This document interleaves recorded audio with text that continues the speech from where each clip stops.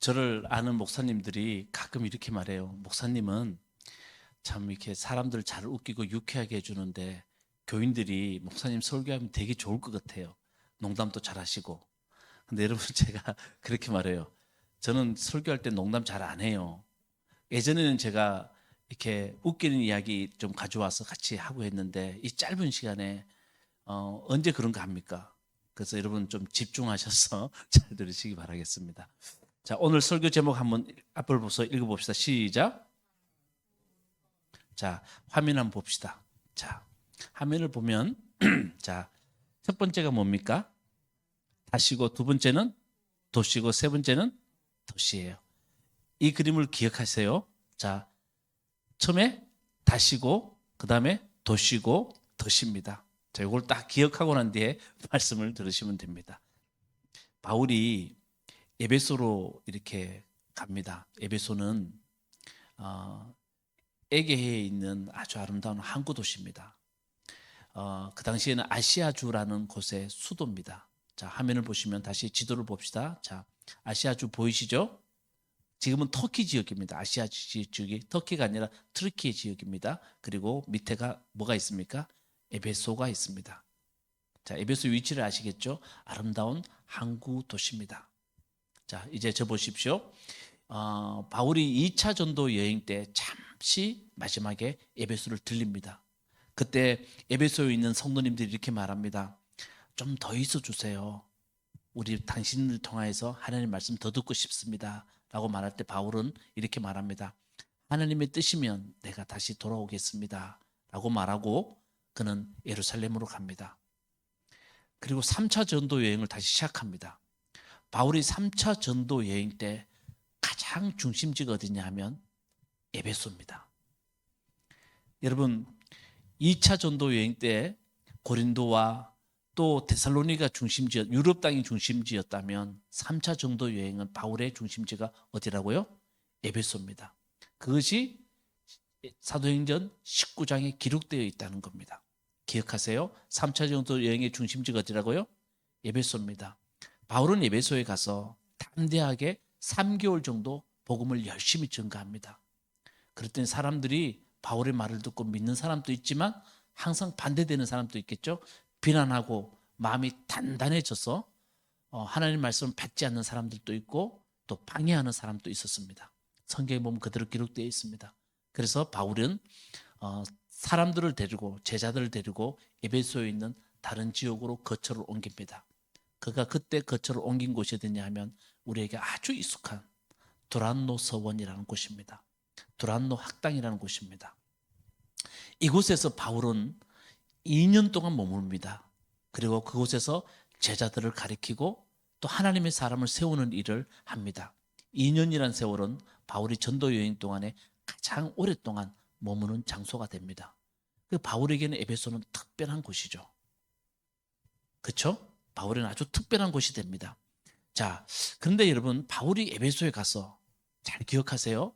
그가 처음 에베소에 가서 사람들이 던진 질문이 있습니다. 그 질문이 뭐냐면 여러분들은 믿을 때에 성령을 받았습니까?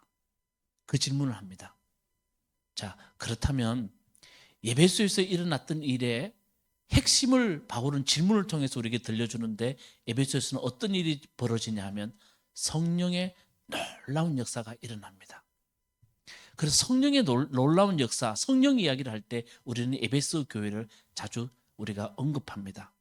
여러분이 믿을 때에 성령을 받았습니까? 성령의 역사를 기록하고 있습니다. 자, 보세요. 여러분 다 들었던 이야기입니다. 바울은 에베소에 있는 사람들에게 그의 안수를 합니다. 그 성령이 그들에게 내려요. 그리고 그들이 방언도 합니다. 지난주 말씀 들었지만 하나님은 바울의 손을 빌려서 놀라운 기적을 일으켰다고 말합니다. 이게 다 성령의 역사를 이야기합니다. 얼만큼 성령의 놀라운 역사가 일어났냐 하면 바울이 가지고 있는 손수건 기억나시죠? 앞치마 이것을 가지고 병든 사람에게 갖다 두니 그 사람의 병이 낫고 귀신이 쫓겨나더라. 이야기를 들려줍니다. 그 제가 지난주 이야기했잖아요. 기억나세요? 예. 그래서 제가 지난주에 이렇게까지 말씀드렸습니다. 하나님이 사람을 살리는 일에 동원되는 사람은 그 어떤 것도 앞치마도 손수건도 하나님은 하나님의 생명을 살리는 일에 도구로 사용한다. 제가 그렇게 지난주에 말씀드렸습니다. 그리고 여러분, 이 이야기의 또 다른 핵심은 뭐냐 하면 손수건이나 앞치마 그걸 가지고도 놀라운 일이 벌어졌던 듯이 아주 성령의 강력한 역사, 우리 인간의 머리로는 도저히 잘 이해되지 않는 그런 일들이 일어났다는 겁니다. 그걸 우리에게 들려줍니다. 에베소에서는 너무나 놀라운 역사들이 일어났다는 말을 손수건이나 앞치마로 표현하고 있습니다. 우리가 잘 이해할 수 없을 만큼 놀라운 성령의 역사가 에베소에서 일어났다는 겁니다. 아멘. 여러분, 우리 교회도 좀 이런 일이 일어났으면 좋겠습니다. 여러분들이 이런 간증들이 많이 났으면 좋겠습니다. 목사님, 내가 기도했더니 하나님이 우리 가정에 이런 역사가 일어났습니다. 뭐 이러면서 여러분의 간증이 좀 많이 났으면 좋겠습니다. 자, 그랬더니 에베소에서 아주 놀라운 일들이 이제 벌어집니다. 오늘 그걸 좀 말씀드리려고 합니다. 성령이 일으킨 놀라운 일들이 또 일어납니다. 그게 뭐냐 하면 우리 오늘 읽지는 않았지만 18절에 보니까 이렇게 되어 있습니다. 신도가 된 많은 사람이 와서 자기들의 한 일을 자백하고 공개하였다. 좀 이해되세요? 성령이 임하니까 어떤 일이 벌어지냐면 사람들이 찾아와서 자기 죄를, 자기 삶에 있었던 일을 자백하고 공개했대요. 그러니까 나 이런 죄가 있었어요. 나 이런 일이 내 속에 있었고 또 내 마음속에 이런 마음을 품었는데 하나님이 이런 마음을 내려놔라고 했어요. 라고 하고 사람들이 그걸 이야기하는 거예요. 이해되시죠? 여러분, 이게 쉬울까요? 어려울까요? 대단히 어렵습니다. 성령이 충만하지 않으면 이런 일이 벌어지지 않습니다. 내가 우리 집사님들이나 우리 교인들한테 목사로서 이런 마음 품었습니다. 그러면서 솔직하게 다 자백하고 공개하는 거예요. 여러분도 마찬가지입니다. 내가 집사님한테, 권사님한테 내가 정말 이런 마음 품었는데 제가 정말 잘못했습니다. 내면의 것들을 드러내고 고백하는 일들이 일어났다는 겁니다. 자, 그럼 계속해서 19절 말씀 보니까 우리 앞을 보고 한번 읽어볼까요? 시작. 또 말술을 부리던 많은 사람이 그들의 책을 모아서 모든 사람 앞에서 불살랐다. 책값을 계산하여 보니 은돈 5만 립에 맘먹었다. 자, 또 역사가 일어나요. 성령의 놀라운 이야기 나오는데 어떻게 하냐면 마술사들이 자기가 가지고 있는 책들을 가져와서 어떻게 해요? 불에 태워버려요. 여러분, 여기서 마술사란 말을 제가 우리 교회에서 여러 번 말씀드렸습니다. 그저 손을 이렇게 해가지고 자 보이시죠? 자 이렇게 안 보이시죠? 이런 마술사가 아니에요. 이 사람들은 거의 주술사들입니다. 사람의 마음을 알아맞추고 미래를 이야기하는 아주 그 당시에는 사람들에게 존경받고 높은 지위에 있는 사람들이에요. 이 사람들은 뭐를 갖고 있냐면 그 당시에 함부로 사람들이 갖고 있지 못하는 책을 갖고 있는 사람들이에요. 아주 비싸요. 그러니까 상류층이에요, 이 사람들은. 그런 사람이 성령이 임하니 그 사람들이 어떻게 했다고요? 다 가져와서 책을 불살라 버렸대요. 그 돈이 얼만큼이라고 말합니까? 은돈 5만 립. 여러분, 은돈 5만 립. 이걸 계산하면요. 한 데나리온이 그 당시에 지금의 돈 10만 원 정도 계산으로 하면 이게 얼마냐 하면 50억이에요. 이해되십니까? 그러니까 어떤 일이 벌어졌냐 하면 예를 들면 그 당시 에베소에 있는 우리 하은이가 에베소에 그 당시 살았던 사람이면 내가 한번 물어봐요. 천국 가서. 그때 이 일이 벌어졌을 때 어땠어요? 와, 상상하지 못하는 일. 우리 에베소에서 너무나 큰 소동이 벌어진 겁니다. 진짜로. 아마 그렇게 말할 거예요. 모든 사람 입에서 오르락내리락 할 정도로 큰 일이 우리 에베소에서 벌어졌습니다. 라고 사람들이 말할 거예요. 자, 잘 들으세요. 성령이 임하니까 놀라운 일이 벌어졌습니다. 사도행전 19장은 에베소 이야기를 들려주는데 에베소 이야기의 중심은 성령입니다.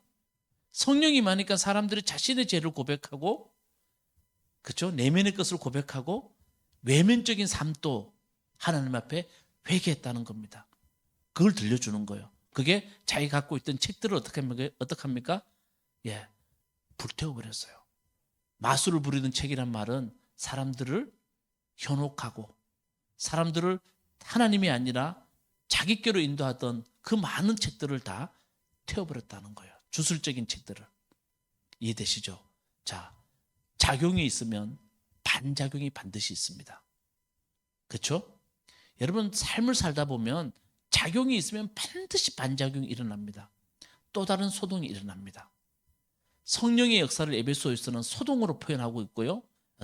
사도행전에서는 그 또 다른 일이 또 벌어집니다. 그 일이 뭐냐 하면 오늘 본문 말씀에 나와 있습니다. 자, 23절 말씀, 자, 앞을 보세요. 제가 읽을게요. 그 무렵에 주님의 도 때문에 적지 않은 소동이 또 일어납니다. 조금 전에 제가 말씀드렸던 것은 성령으로 인해서 일어난 소동이었어요. 죄를 고백하고 사람들이 자기 것 태워버리는 일이 벌어지는데 또 다른 소동이 일어나요. 자, 24절. 데메드리오라고 하는 은장이가 은으로 아데미 여신의 모형 신전들을 만들어서 직공들에게 적지 않은 돈벌이를 시켜주었다. 그가 직공들과 이런 일에 종사하는 사람들을 모아놓고 말하였다. 여러분이 아시는 바와 같이 우리는 이 사업으로 잘 살고 있습니다. 라고 말합니다. 요거는 제가 좀 설명이 필요해요. 잘 들어보시면 이해돼요. 에베소에서는 아주 유명한, 지중해 지역에 가장 유명한 아데미 신전이 있었습니다. 무슨 신전이요? 아데미 신전. 이걸 정확한 표현으로 하면 아르테미스 신전입니다. 자, 화면을 보시고 이 신전에 대해서 한번 우리가 보도록 하겠습니다. 자, 여러분 이쪽에 오른쪽에 있는 게 신전입니다. 자, 제가 말씀드릴게요. 이 신전은 길이가 130m고요. 폭이 69m입니다. 대단히 큽니다. 그리고 지름이 2m고 높이 18m인 대리석 기둥이 127개가 있는 대단한 신전입니다. 그리고 이 신전에서 섬기는 것은 뭐냐 하면 바로 아데미 신입니다. 여신입니다. 아르테미스 여신을 섬기고 있습니다. 자, 앞을 보시면 여기 보시면 이 여신의 특징이 있습니다. 특징이 뭘까요? 저게 가슴처럼 보이지 않아요? 그죠? 저렇게 많으니까 잘 모르겠죠. 저게 가슴이에요. 자, 여러분 고대 사회에서 여성의 가슴은 뭘 말하냐 하면 풍요를 말합니다. 예전에도 한 말씀 드렸습니다. 여성의 가슴에서 나오는 젖이 땅을 풍요롭게 해서 땅을 살려낸다는 겁니다. 그게 고대 사회에서 아주 중요한 신입니다. 이 신과 비슷한 게 구약 성경에 바알과 아세라 신이 여신인데 여자 신이 세상을 땅을 풍요롭게 한다고 믿습니다. 자, 여러분 사람들은 풍요가 대단히 중요합니다. 자기들 삶에 풍요를 주고, 다시 말하면 부자 되게 만들어주고 물질을 풍요롭게 만들어준다는 것이 얼마나 중요합니까? 그러니까요, 이 신전은 지중해 전체 지역에 아주 유명한 신전이 됩니다. 그래서 사람들이 찾아오잖아요. 멀리서 찾아옵니다. 문제는 지금과 같은 교통이 있는 시절이 아닙니다. 걸어서 와야 됩니다. 걸어서 오니까 정말 평생 한 번 올까 말까 합니다. 그러니 한 번 왔을 때 그들이 다시 오지 못하니까 뭐가 필요합니까? 신전의 모형이 필요합니다. 여러분 관광지 가면 꼭 어디 가면 꼭 거기에 모형 파는 데 있잖아요. 그래 그거 팔잖아요. 그럼 여러분 사오는 사람 많잖아요. 우리는 기독교인이기 때문에 안 사오고, 우리 성지순례 가면 거기 파는 우리는 뭐 사옵니까? 십자가 사오고요. 절 같은 데 가면 사람들이 그 모형을 사오잖아요. 똑같은 거예요. 그러니까 여러분 성경이 이렇게 되어 있잖아요. 은장이가 은으로 아데미 여신의 모형 신전들을 만들어서 직공들에게 적지 않은 돈벌이를 시켰다 이렇게 말합니다. 그게 이것으로 사람들은 이 모형을 팔아서 잘 사는 거예요. 그냥 그의 은장이가 누구냐면 데메드리오라는 사람이에요. 그 데메드리오가 지금 일어나서 사람들에게 말하는 거, 자기 직공들에게. 그런데 문제가 생겼어요. 이들에게 문제가 생겼어요. 그 문제가 뭐냐 하면, 자, 26절 말씀, 우리 다 같이 한번 26절 말씀 읽어보도록 하겠습니다. 시작. 그런데 여러분이 보고 듣는 대로 바울이라는 이 사람이 에베소서뿐만 아니라 거의 온 아시아를 거쳐서 사람의 손으로 만든 신은 신이 아니라고 말하면서 많은 사람을 설득해서, 자, 바울이 와가지고 에베소에 와서 이 정말 아데미 신전이 있는 에베소, 아데미 신전이 있는 에베소는 사람들에게 정말 자긍심이었어요. 에베소 사람들에게. 그런데 바울이 와서 뭐라 그러냐면, 사람의 손으로 만든 것은 신이 아닙니다. 아니, 당신들이 그렇게 섬기는 그 신이 사람의 손으로 만들었으면 그게 어떻게 신이 됩니까? 라고 말하니 가만히 들어보니 맞아요, 안 맞아요? 맞아요. 그러니까 사람들이 설득을 당해요. 사람들이. 그러니까요, 데메드리오가 27절로는 읽지는 않지만 이렇게 말합니다. 그러니 우리는 이 사업이 명성을 잃을 위험에 있을 뿐만 아니라 위대한 아데미 여신의 신전도 무시당하고 있습니다. 라고 말을 해요. 우리가 이 아데미 신전 때문에 먹고 살았는데, 그래서 사람들이 관광객 오면 우리가 은으로 이 신전 모양을 만들어 팔았는데, 바울 때문에 지금 우리가 이 사업의 잃어버리고 아데미 여신의 명성도 잃어버릴 위험에 처해 있습니다. 라고 데메드리오가 말을 해요. 자, 이 말에 또 설득당하는 사람들이 있어요. 그들이 어떻게 말하냐면, 에베소 사람의 아데미 여신은 위대하다라고 말하면서 이 데메드리오가 선동을 일으켰을 때 거기에 선동당하는 사람들이 이렇게 외치면서 구호를 외쳐요. 오늘날 우리 강화문에서 사람들이 손을 이렇게 하고 하듯이 에베소 사람의 아데미 여신은 위대합니다 라고 사람들이, 어마어마한 사람들이 모이기 시작하는 거예요. 데메드리오의 선동에 의해서. 그래서 이 사람들이 극장으로 갑니다. 근데 거기에 이 사람이 너무 화가 나니까 바울의 동행자인 가이오와 아리스타고를 데리고 극장 안으로 가서 그들이 엄청난 일을 벌입니다. 선동하고. 그리고 우리 더 이상 못 찾겠습니다. 우리 가만두면 안 됩니다. 라고 막 이렇게 하는 거예요. 그럴 때 이게 어마어마한 일로 벌어지니까 에베소의 서기관이 찾아와서 그들을 설득시킵니다. 여러분, 제가 여러 번 말씀드렸습니다. 여기도 로마가 통치하는 지역이에요. 로마가 가장 싫어하는 것, 통치자가 가장 싫어하는 게 뭡니까? 사람이 모이는 겁니다. 그리고 그들이, 군중들이 모여서 서로 선동하는 겁니다. 지배자가 가장 싫어하는 겁니다. 모이면 안 돼요. 그 사람들이 모였잖아요. 그러니까 서기관이 말합니다. 사람들에게, 여러분, 송사할 일 있으면, 재판받을 일 있으면 재판받으면 되지, 이렇게 선동해서는 안 됩니다. 이렇게 우리가 모여서 이렇게 해서는 안 됩니다. 정식으로 재판에 회부하십시오 라고 말했더니 사람들이 어떻게 해요? 흩어져요.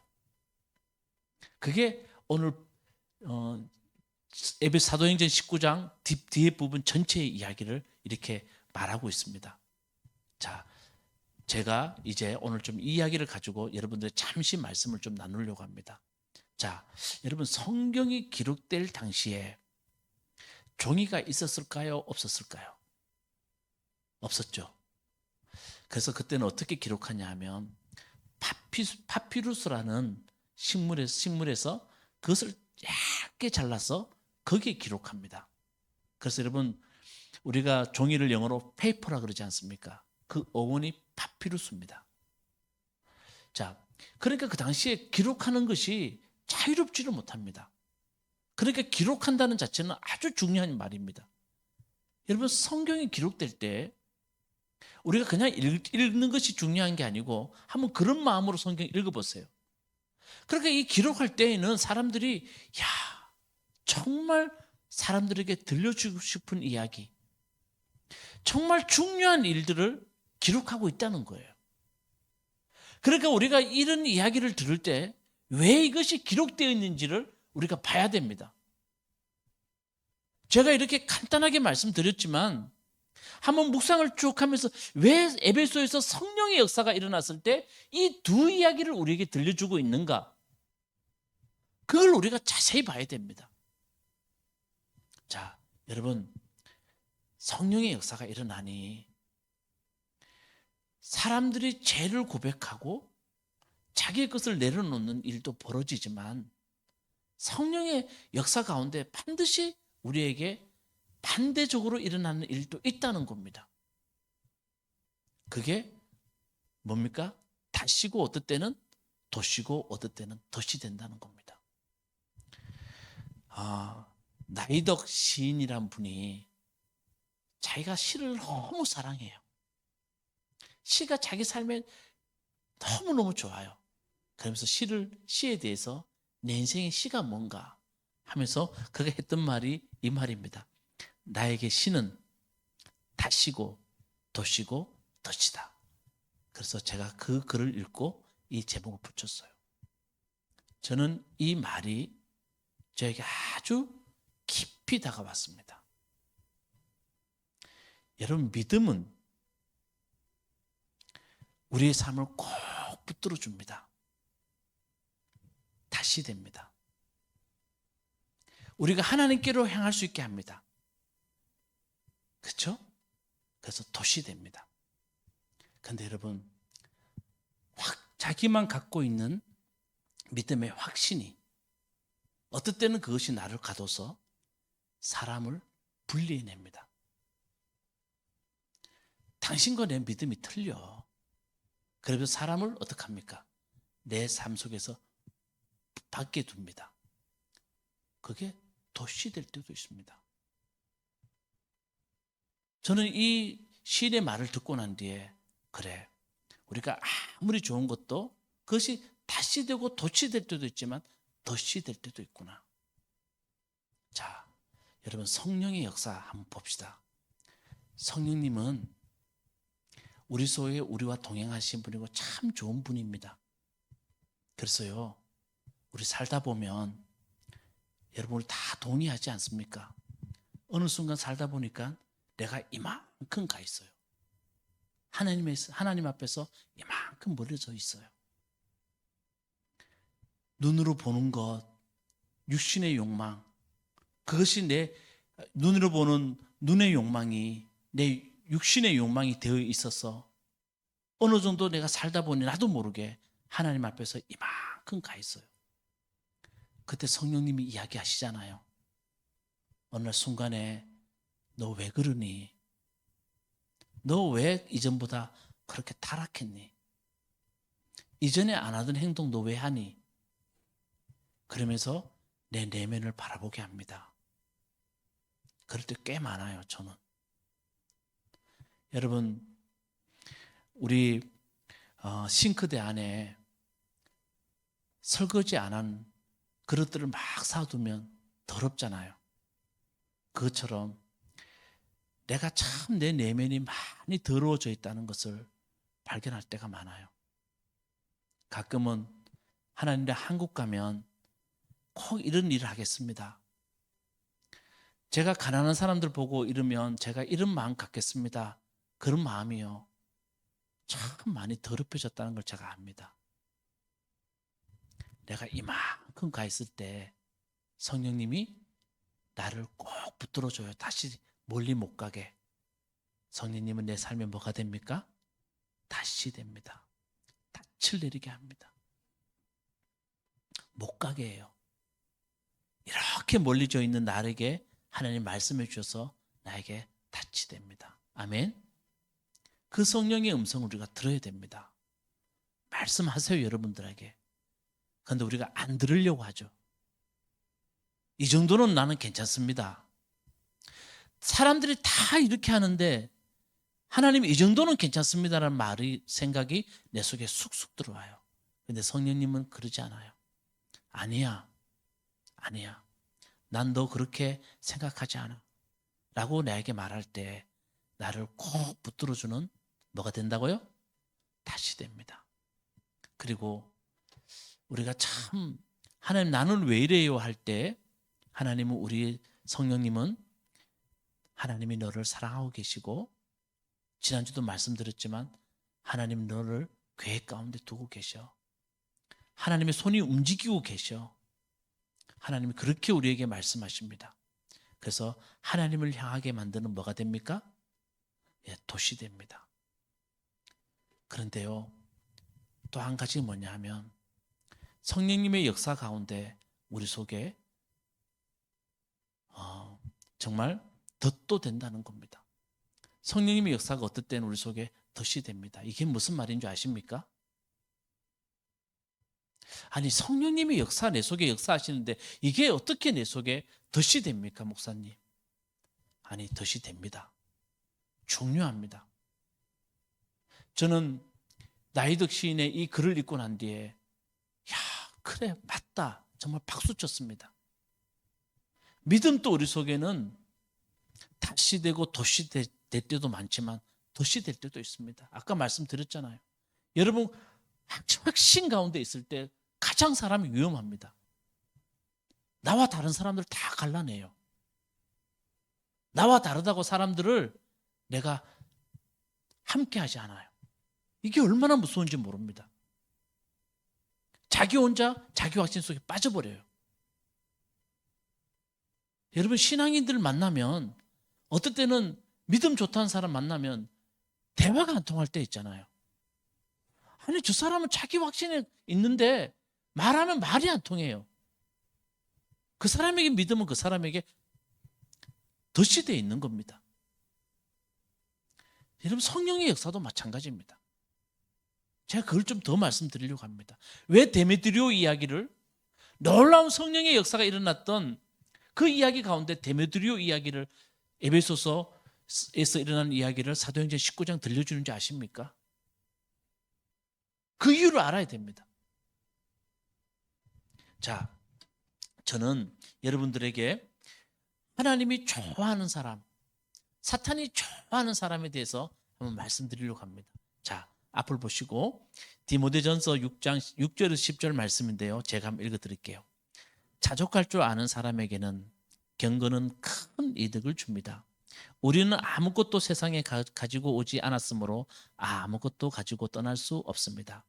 우리는 먹을 것과 입을 것이 있으면 그것으로 만족해야 할 것입니다. 그러나 부자가 되기를 원하는 사람은 유혹과 올무와 여러 가지 어리석고도 해로운 욕심에 떨어집니다.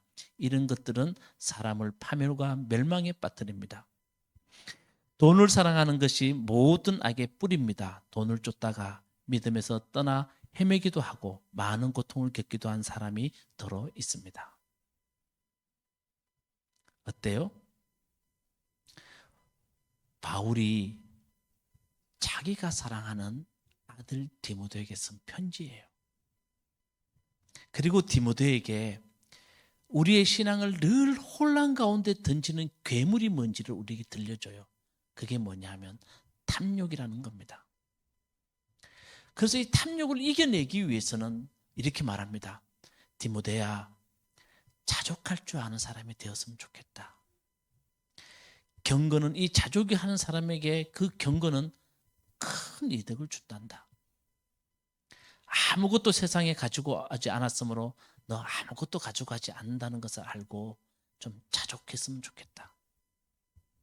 그게 바울이 쓴 편지의 아주 중요한 내용입니다. 아멘.